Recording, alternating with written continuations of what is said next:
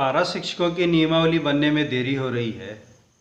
क्या ये स्थिति कहीं फिर से अफसर के पेंच में फंस रहा है? क्या हो रहा है? क्यों हमारे पारा शिक्षक साथी या फिर उनके जो भी संगठन हैं, जो नेता हैं, वो नियमावली में हो रहे विलंब को दूर करने के लिए जो यथेष्ट प्रयास है, क्या ये कर रहे हैं? सरकार की ओर से मैं ये मानता हूँ कि मुख्यमंत्री जी बहुत संवेदनशील हैं, शिक्षा मंत्री जी भी संवेदनशील हैं। शिक्षा मंत्री जी की संवेदनशीलता ये सिर्फ शिक्षा मंत्री की संवेदनशीलता नहीं है, ये मुख्यमंत्री जी की संवेदनशीलता है। फिर इसके बीच में ये नियमावली का जो विलंब है, ये विलंब किस ओर ले जा रहा है? आपको हमको समझना होगा कि राज्य सरकार एक और कदम बढ़ाए हुए है, एक और चीज़ के लिए बढ़ रही है।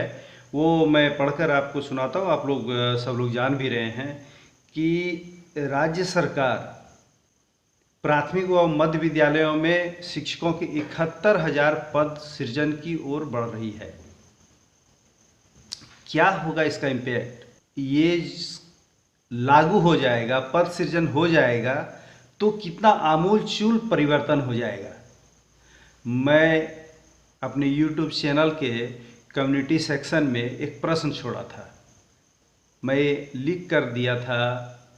आप लोग अभी, मैं खुद YouTube पर बहुत नया हूँ, मुझे खुद बहुत चीज़ों के बारे में पता नहीं है, लेकिन मैं ये देखा कि वहाँ पर भी चीज़ें आ सकती है। वहाँ पर एक कम्युनिटी सेक्शन होता है, जब 1000 सब्सक्राइबर हो जाता है तो वो कम्युनिटी सेक्शन इनेबल होता है, वहाँ पर बातें आती है तो फिर उन चीज़ों को लेकर एक विमर्श प्रारंभ किया जा सकता है। तो मैं वहाँ पर एक लिखा था, जो 71,000 पद सृजन हो जाएगा तो ये पूरी शिक्षा व्यवस्था में आमूलचूल परिवर्तन ला देगा। झारखंड में 71,000 पद सृजन का मतलब ये है कि राज्य सरकार को एक समय में पारा शिक्षकों की आवश्यकता महसूस ही नहीं होगी। आज आपका आंदोलन इसलिए सफल होता है क्योंकि आपका विद्यालय बंद हो जाता है। बात को समझिए, जैसे ही विद्यालय आप में 71,000 पद सृजन के बाद शिक्षक चले जाएंगे, वो कौन लोग होंगे और उन शिक्षक बनने के बाद उनकी मन स्थिति क्या होगी, इसके बारे में आप लोग बहुत बेहतरीन जानते हैं। मैं किसी पर उंगली नहीं उठा रहा हूँ, लेकिन आप लोग देखिए कि जो पारा शिक्षक सरकारी शिक्षक बन गए, उनकी स्थिति क्या हो गई है। वो छोटी छोटी चीज़ों से डरने लगे। मैं एक बहुत नज़दीक के एक मित्र को जानता हूँ कि जब वो पारा शिक्षक थे तो वो जब उनकी जो कार्यशैली थी, उनके अंदर जो साहस था, पारा शिक्षक रहते रहते जिले के जिला स्तरीय पदाधिकारी जो थे शिक्षा विभाग के, वो नाम से डरते थे। और आज की स्थिति ये है कि वो पारा शिक्षक जब सरकारी शिक्षक बन गए हैं तो वो एक छोटी सी चीज़ के लिए अफसर के पास जाने से वो डरते हैं। वजह है इसका, चीज़ें बड़ी हो गई हैं, उनको अब 50,000 रुपया 60,000 रुपया वेतन मिलने लगा है। उनको ये डर लगने लगा है कि अगर मैं कुछ करूँगा तो मेरे सर्विस बुक में प्रॉब्लम आ जाएगा।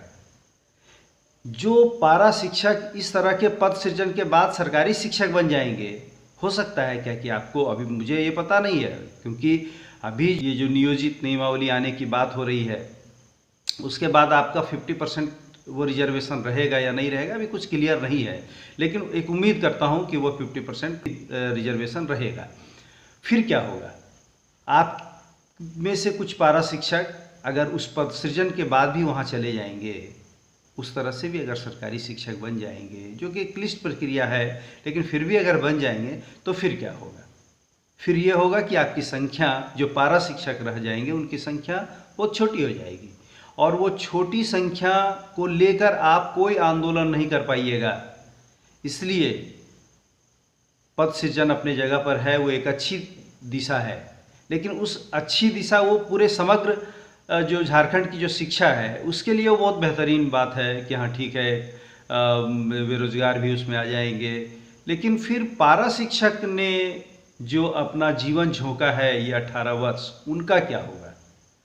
मैं 2005 में पारा शिक्षक इसलिए बना क्योंकि पारा शिक्षकों की जो दुर्दशा है उस दुर्दशा से मैं उसे बाहर कर सकूं। 2005 में पारा शिक्षक बनने के बाद मैं 2017 तक सिर्फ पारा शिक्षकों के लिए लड़ने में अपना जीवन लगाया। तो मुझे बहुत परेशानी लगती है, मुझे समझ में नहीं आता है कि मैं क्या करूं। आज मैं बताऊं कि मैं पारा शिक्षक नहीं हूं, मेरी नौकरी चली गई है। बाद के वर्षों में 2017 के बाद मैं देख पा रहा हूं, मेरे पास आय का एक स्रोत था, मेरा वो स्रोत लॉकडाउन में बंद हुआ। मेरा एक छोटा सा प्राइवेट स्कूल था, मेरे पापा के समय से वो विद्यालय चल रहा था, लॉकडाउन में वो बंद हुआ। उसके बाद मैं ये देख रहा हूँ कि मेरे साथ क्या आर्थिक संकट है। जो पारा शिक्षक किसी भी तरह से उनकी नौकरी छूट जाएगी, उनके बाद उनका जो आर्थिक संकट है, उस आर्थिक संकट को आप समझिए कि वो कहीं के नहीं रहेंगे। आज के समय में जो अप्रशिक्षित साथी हैं उनको देखिए, उनको समझिए कि वो क्या परेशानी झेल रहे हैं। इसलिए नियमावली का जो विलंब है, इस नियमावली के विलंब में जो लोग भी काम कर सकते हैं, आपका संगठन काम कर रहा है, जो सुस्ती है, अभी नियमावली के सवाल पर जो विलंब हो रहा है, मैं आपको फिर दोहरा रहा हूँ, मैं पहले भी एक वीडियो डाला था कि अधिकारियों का जो पेच है, वो पेच क्या फिर एक बार आपके जीवन को अंधकार की ओर ले जा रहा है। एक तरफ सरकार पारा शिक्षक नियमावली बना रही है, एक तरफ सरकार 71,000 पद सृजन कर रही है। ये 71,000 पद सृजन मैं फिर दोहरा रहा हूँ कि होना बहुत अच्छा है, लेकिन इसकी आवश्यकता अभी जब पारा शिक्षकों की नियमावली बन रही है, उस समय जो है, उस समय सरकारी शिक्षकों की जो नियुक्ति नियमावली उसमें परिवर्तन आ रहा है। इधर जो 71,000 पद सृजन हो रहा है, ये जो चीज़ है 71,000 पद सृजन आपका होने से पहले तमाम पारा शिक्षकों का अस्थायीकरण होना बहुत ज़रूरी है। 2005 में पारा शिक्षक बना, लड़ाई लड़ी गई। लड़ाई का मतलब ये था, लड़ाई इस तरीके से लड़ी गई कि उस समय 2007 में मुनेश्वर भाई शहीद हुए। हम लोग उनको आदर्श मानते हैं। फिर से दोहरा रहा हूँ कि जो विलंब हो रही है, जो भी लोग उत्तरदायी हैं, मैं किसी पर खास तौर पर उनका नाम नहीं ले रहा हूँ, लेकिन आप समझ रहे हैं कि मैं किन के लिए कह रहा हूँ। मैं फिर दोहरा रहा हूँ कि जिन लोगों ने ये उत्तरदायित्व लिया है कि पारा शिक्षकों की लड़ाई मैं लड़ूंगा, वो तथाकथित या फिर संघीय नेता जो भी हैं, वो आगे आए, नियमावली में हो रहे विलंब को अविलंब दूर करें, नियमावली को जल्दी से जल्दी लागू करें। मैं एक दूसरे वीडियो में ये जो प्रशिक्षित और टेट वाला जो मसला है, इस पर मैं एक दूसरा वीडियो बनाऊंगा। बहुत से साथी मुझे लगातार फ़ोन कर रहे हैं, नियमावली, कुछ प्रशिक्षित साथी, कुछ टेट पास साथी लगातार फ़ोन कर रहे हैं। उनकी पीड़ा, उनके अंदर की जो छटपटाहट है, वो मैं समझ रहा हूँ। इसलिए मुझे भी रात में नींद नहीं आती है। अभी दिन के प्रातः के लगभग 3:30 बजे हैं और मैं ये वीडियो बना रहा हूँ। मुझे खुद नींद नहीं आती है। ये इन चीज़ों को देख के, सोच के मुझे ये लगता है कि ये जो दिशा जा रही है, मैं व्यक्तिगत अपने अनुभव से बता रहा हूँ कि राज्य में कई ऐसे अधिकारी हैं जो राज्य के पारा शिक्षकों का भला नहीं चाहते हैं। पता नहीं उनके अंदर क्या मामला है, उनके अंदर की क्या सोच है। वो झारखंड में रहते हैं, झारखंड की हवा लेते हैं, झारखंड सरकार का पैसा लेते हैं, लेकिन झारखंडियों के लिए उनके अंदर में बहुत ज़्यादा सकारात्मक सोच नहीं है। इसके बीच से रास्ता निकालिए, नियमावली पर अविलंब कार्रवाई प्रारंभ करिए, पद सृजन हो जाएगा। पूरी स्थिति, पूरी ये झारखंड की जो शिक्षा व्यवस्था है, इसमें आमूलचूल परिवर्तन हो जाएगा। मैं एक अपने YouTube चैनल के कम्युनिटी सेक्शन में एक प्रश्न भी डाला था कि ये जो विलम्ब हो रहा है, क्या मुख्यमंत्री जी को हस्तक्षेप करने का आग्रह करना चाहिए। ये सब आप चीज़ समझिए।